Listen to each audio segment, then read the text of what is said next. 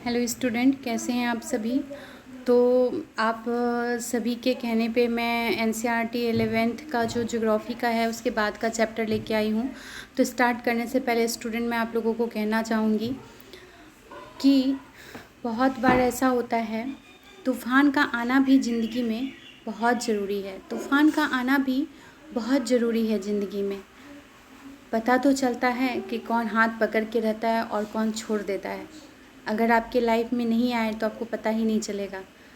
उसी तरह होते हैं, कुछ फ्रेंड्स भी होते हैं, कुछ अपने होते हैं। जब मुसीबत आप पे आएगा ना, तब पता चलेंगे कि वो आपके रियल में अपने हैं या नहीं हैं, वो फ्रेंड्स आपके अपने हैं, आपके सच्चे फ्रेंड हैं या नहीं हैं। तो ये मुसीबत जो होता है ना, वो भी बहुत ज़रूरी होता है हमारे लाइफ में आना। तो हमें घबराना नहीं चाहिए, क्योंकि वो कुछ सिखा के ही जाती है। लाइफ हमें हर पल हर क्षण कुछ नया सिखाती है। तो चलिए हम लोग स्टडी स्टार्ट करते हैं, क्योंकि रुकना जो है, चलना ही गाड़ी है, रुकना नहीं है। तो स्टार्ट करते हैं। तो स्टूडेंट देखिए, मैं आपको जो भी चैप्टर करवाती हूँ, आप ना उसका एक अपना नोट्स बनाओ। आप सुनो सुनो और उसको लिखो। अगर आपको प्रॉब्लम हो रहा है तो आप वीडियो को पॉज कर दो और उसके बाद लिखो, क्योंकि अगर आप 11th-12th में हो और आप देख रहे हो तो आपका आप ये मत सोचो कि सिर्फ आप अभी के लिए कॉपी बना रहे हो। उस कॉपी को अच्छा से बनाओ, ताकि आगे जब आप कोई भी कंपटीशन दोगे तो आपको बहुत काम आएगा। आप देख रहे होंगे कि मैं बहुत बार बोलती हूँ कि जो ये वीडियो जो है 11th-12th के साथ एनसीईआरटी सीटेट वालों के लिए है, यूजीसी नेट का फर्स्ट पेपर के लिए है। मैं इसलिए बोलती हूँ क्योंकि इन्हीं सब जगहों से रहता है, तो हमारा बेस जो है ना वो अच्छा होना बहुत ज़रूरी होता है। ऐसा होता है कि 11th-12th में जब हम रहते हैं तो उसको सही से क्या करते हैं, उस टाइम मस्ती के मूड में रहते हैं बच्चे, चलो पास करना है बोल के पढ़ते हैं, उसका गहन अध्ययन नहीं करते। आप अगर अभी गहन अध्ययन करोगे तो आगे जाके आप विश्वास मानो स्टूडेंट, बिल्कुल आपको समय नहीं लगेगा एग्ज़ाम क्रैक करने में। तो आप अपना नोट्स बनाते चलिए, क्योंकि कम टाइम में आप उसको जल्द से जल्द कर पाइएगा। तो चलिए स्टार्ट करते हैं। और अगर आपको अच्छा लगे तो प्लीज़ आप लाइक, शेयर और सब्सक्राइब ज़रूर कर दें, बेल आइकन दबा दें, ताकि मैं रोज़ वीडियो अपलोड करती हूँ वो आपको मिल जाए। तो चलिए फ्रेंड्स स्टार्ट करते हैं। तो ये एनसीईआरटी जो है कक्षा 11 का है, भू आकृति प्रक्रिया। क्या चैप्टर है? 6, पार्ट 6 है, भू आकृति प्रक्रिया। तो देखिए इसमें हम लोग करते हैं, धरातल पर दिखाई देने वाली समस्त भू आकृति दो प्रकार के बलों से बनी होती है। कितने प्रकार के? दो प्रकार के बलों से बनी होती है। एक होता है बहिर्जनित बल, यानी जो बाहर से जो बल कार्य करती है, और एक होता है आंतरिक बल। अंतर्जनित शक्तियाँ धरातल को उठाती रहती है। जो आंतरिक बल होती है वो धरातल को क्या करती है? उठाती रहती है। और जो बाहरी जनित बल होती है वो क्या करती है? देखिए, अंतर्जनित शक्तियाँ धरातल को उठाती है और बाह्य जनित जो होती है धरातल को समतल करती रहती है। इस अध्याय में विशेष रूप से क्या देखेंगे? बाह्य प्रकृति, जैसे अनाच्छादन, अपर्दन, बृहद संचलन आदि का हम अध्ययन करेंगे। तो स्टार्ट करते हैं।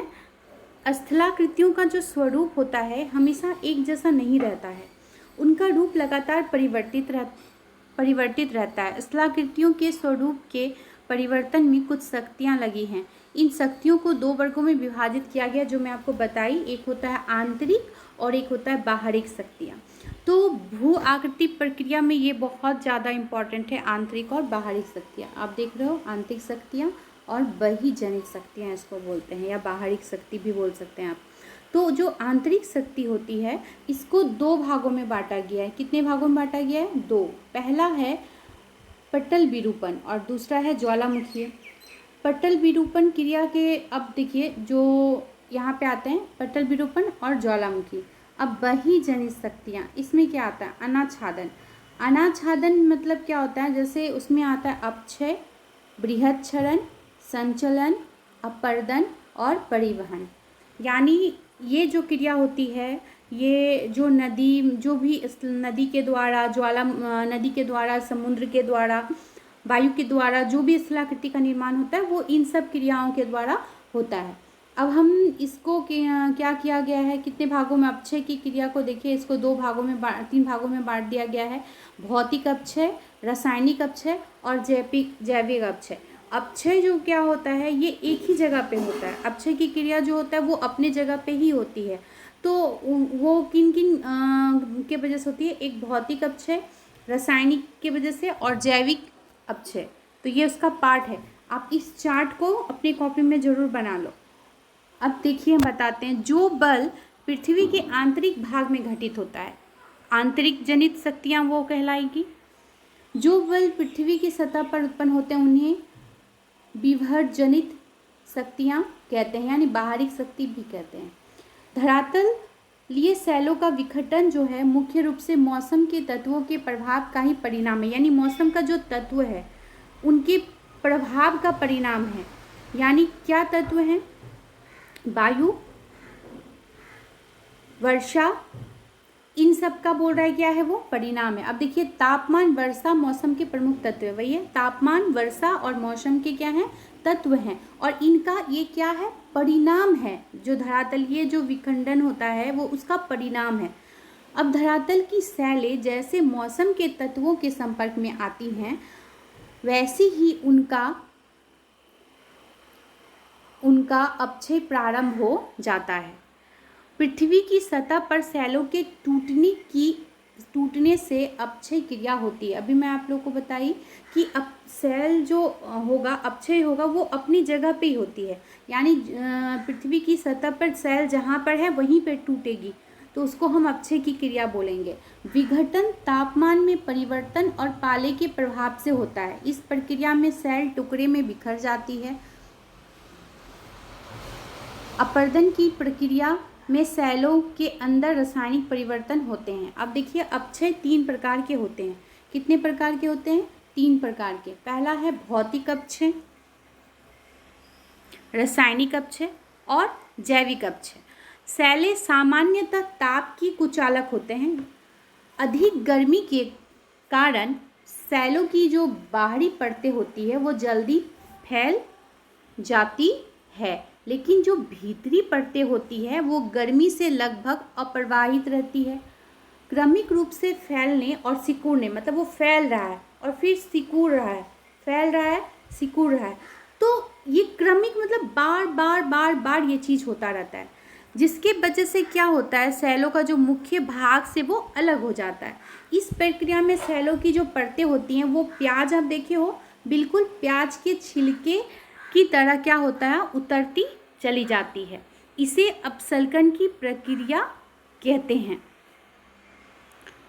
अब चलते हैं ऑक्सीजन।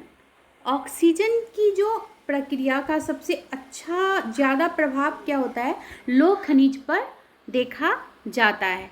आर्द्र वायु में स्थित ऑक्सीजन शैलों के लौह कणों को सबसे ज़्यादा प्रभावित करता है। इससे लोहे के पीले और लाल ऑक्साइड बन जाते हैं। इसे लोहे पर जंग लगना कहते हैं। क्या कहते हैं? लोहे पे जंग लगना। अब देखिए, कार्बोनीकरण की प्रक्रिया। कार्बोनीकरण की प्रक्रिया अनेक प्रकार के कार्बोनेट से बनते हैं। इनमें कुछ पानी में घुलनशील होते हैं और उदाहरण, जब कार्बन डाइऑक्साइड जब वर्षा का जल चूने के प्रवेश शैलों से होकर गुजरता है, चूने का एक प्रवेश शैल होता है, उससे वर्षा का जब प्रवेश करता है यानी गुजरता है, तो शैलों के जोड़ कार्बनिक अम्ल जो होते हैं, जो शैलों के जोड़ में कार्बनिक अम्ल की क्रिया से क्या होते हैं, वो चौड़े हो जाते हैं। क्रिया होती है और वो चौड़े हो जाते हैं।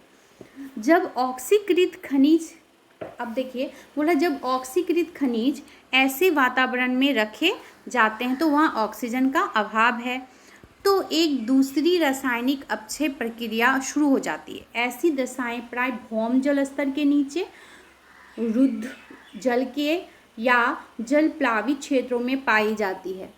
न्यूनीकृत होने पर लौह का जो लाल रंग है हरे या आसानी धूसर रंग में परिवर्तित हो जाता है। तो अगर ये जो लोहे का किसके कारण होता है, न्यूनीकृत होने पर। अब देखते हैं, बृहद संचरण के द्वारा वे सभी संचरण आते हैं जिसमें शैलों का बृहद मलबा गुरुत्वाकर्षण के सीधे प्रभाव की वजह से ढाल के अनुरूप स्थानांतरित होता है। इसका अभिप्राय यह है कि वायु, जल हिम ही अपने साथ एक स्थान से दूसरे स्थान तथा मलबा नहीं ढोते, अपितु मलबा भी अपने साथ वायु जल हिम ले जाते हैं। यानी सिर्फ वायु हवा ये मलबे को नहीं लेके जाती, बल्कि मलबा भी लेके जाती है। क्योंकि आप देखो, जब मलबा है या बालू के कण हैं, तो जब हवा बहेगी या बारिश होगी तो वो पानी को एब्जॉर्ब हल्का सा करती है, तो वो उसका क्या होता है, कण एब्जॉर्ब करने के बाद वो हल्का सा भारी हो जाती है। तो वो अब अगर बहुत जोर का हवा चली तो वो अगर उड़ के जा रही है तो उस मलबा भी तो पानी, हवा और वर्षा को लेके जा रही है। तो यही चीज़ बोल रहा है, ये दोनों एक दूसरे को लेके जाती है। अब हमारे देश में मलबा का भूस्खलन हिमालय में प्राय घटित होता है। कहाँ पे? हिमालय में। इसकी विभिन्न वजह है। सबसे महत्वपूर्ण वजह हिमालय विवर्तनिक दृष्टिकोण से सक्रिय होना है। यानी हिमालय जो है वो अभी भी क्या है, सक्रिय है, ये होना उसका कारण है। तो फ्रेंड्स, ये चैप्टर इतना ही था। मैंने इसका एक नोट्स आपको समझाया, पूरे चैप्टर का सार समझाया, ताकि आप पूरे जो चैप्टर है 15-16 पेज का, ये आपको एनसीईआरटी बुक में आप देखोगे ये चैप्टर है, तो इसमें जो इम्पॉर्टेंस चीज़ है वो मैं आपको समझाई हूँ, ताकि आप एक बार अगर मेरे वीडियो को सुन लो तो ये कॉन्सेप्ट अगर क्लियर हो जाए, उसके बाद अगर आप चैप्टर को पढ़ते हो तो और आसानी से आपको समझ में आ जाएगी। तो थैंक यू फ्रेंड्स। अगर आपको अच्छा लगा हो तो आप लाइक, शेयर और सब्सक्राइब कर दें।